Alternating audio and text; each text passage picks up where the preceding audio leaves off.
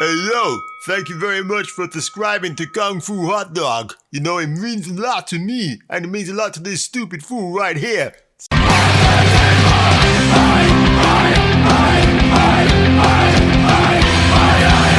Hello and welcome to my channel, folks, and one of my favorite films from the 1980s, Rocky IV, 1985, directed by Sylvester Stallone, with one of the most awesome soundtracks ever. Not just James Brown, Go West, Robert Tepper, Survivor reprising their shtick from Rocky III in 1982 with Burning Heart.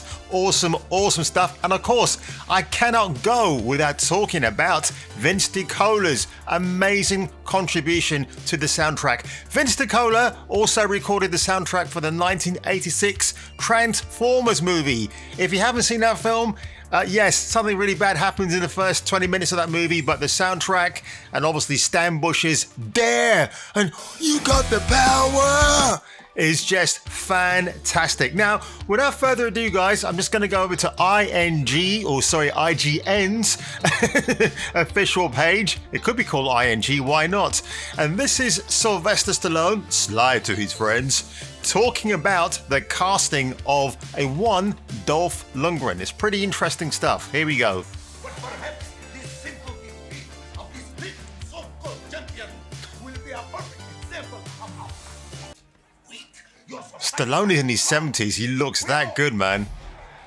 Sylvester Stallone on Actor Appreciation. Michael Pataki, who plays that Russian, he's such a significant part of this movie. He's a great character actor who mastered accents. He just came in there and tore it up, and I thought he was the real deal. I thought he was from Siberia, Moscow. Bridget Nielsen. Wow. Your ex-Sly. Wow, man. He erased everything and just dominated so much I kept writing more. This is such a great film. So, Nah, she looked good back then. killed it. Shall we have a demonstration? Please do. Thank you. Oh, this demonstration. There's that Vince DiCola music. Wow. As you can see, Holy crap. That's almost like the equivalent of Mach 1. 150 pounds. So the And that's just his fist. whatever he hits, he destroys.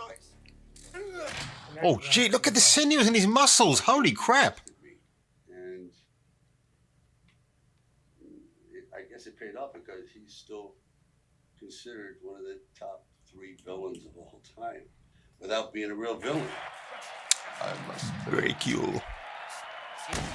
I'm going to come back to Stallone's comments after this video's finished. You told this Dolph Lundgren, why don't you send your picture to Sylvester Stallone? Well, he and actually tested it? he went home. I told him to go home. Went home, came Correct. back to the restaurant, gave you the photo, and then you shipped it to me, right, or someone. And I then brought it to you. You brought it to me. So your memory's better than mine. And I went, Hey, don't say that, man. wow. Light bulb goes off, news flash, bolt of lightning. I go, wow. And I completely changed the script at that second. I went, all right. That is King Shark. Concept gone. New concept. Drago is the future. He's not a primitive. He's the future. He's science. He's evolved 1,000 years Yep. where man Yep. should be. That is so Perfect, true. Intelligent, flawless. And I thought the audience, my God, they're going to see something they've never seen before because no one had ever seen anyone like Dolph Lundgren before. Not only is he, 6'5.5", like IQ of 160, 65 plus. And he nearly killed you in the ring, Sly, for real. And a Fulbright scholar. This is like, come on. So he was the embodiment of that. Do you know what everybody says? Hey, yo, That's Adrian. Suicide! You've seen It is not you know what suicide. the problem is? You can't win! You can't handle the Let's truth. talk for a second about Talia Shire. I Yeah. don't think that she was ever given the full credit for the success of the whole Rocky series because without her, there is no him. He just wanted to redeem himself, that he wasn't a bum from the neighborhood, and that in his eyes, he could look in the mirror and go, well, I amounted to something. And Oh, that kiss. Love. Best sports film ever of all time. No question. And she, with her incredible understated acting ability, embodied an entire silent majority of women that kind of live in this pressure cooker existence and never really get to blossom. And you see her blossom. You see her really grow from Wow. a dying plant to a rose. Acting with her is like being against a great change-up pitcher. He's gonna be a curve, a slider, a fastball, like a jazz woodwind. She's up and down. Okay, I've actually got to pause it right here because it's a copyrighted music, so I don't want to get slammed by the record company for doing that. But, you know, I love the fact that Stallone gives praise to Talia Shire. It's great because as Adrian, you kind of almost overlook her. I never did because I knew she was kind of like the pivotal rock that keeps Balboa in check, you know what I mean? So she's like such an integral role. It's such a shame that in Rocky Balboa in 2007 that her character had passed away, but you know, it's to be expected. And I kind of like in the film that he kind of meets somebody new, but he doesn't want to get into a relationship with her because he still remembers Adrian fondly. I've got to watch that film again because it's so awesome. But you know, Talia Shire has a really famous acting son, Jason Schwartzman. You know him as I think he's Evil X number 7 in Scott Pilgrim vs. the World. But Jason Schwartzman, I knew him from Bored to Death with Ted Danson and Zach Galifianakis. If you haven't seen that HBO show, absolutely worth the watch because they always take drugs in nearly every single episode, which just had me laughing. A couple of things as well about this video. SLY talked about Ivan Drago not being the villain without being the villain.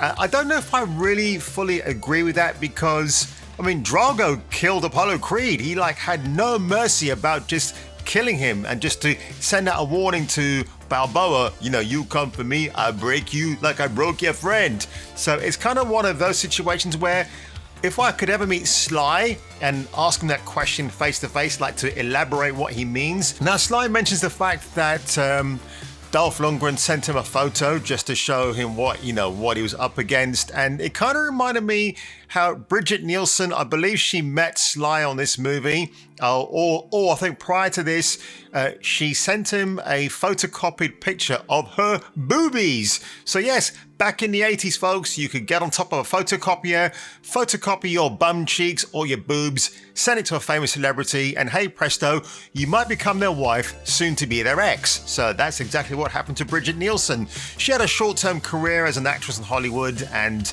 now I don't know what the relationship between her and SLY is like now, if they're quite civil towards each other.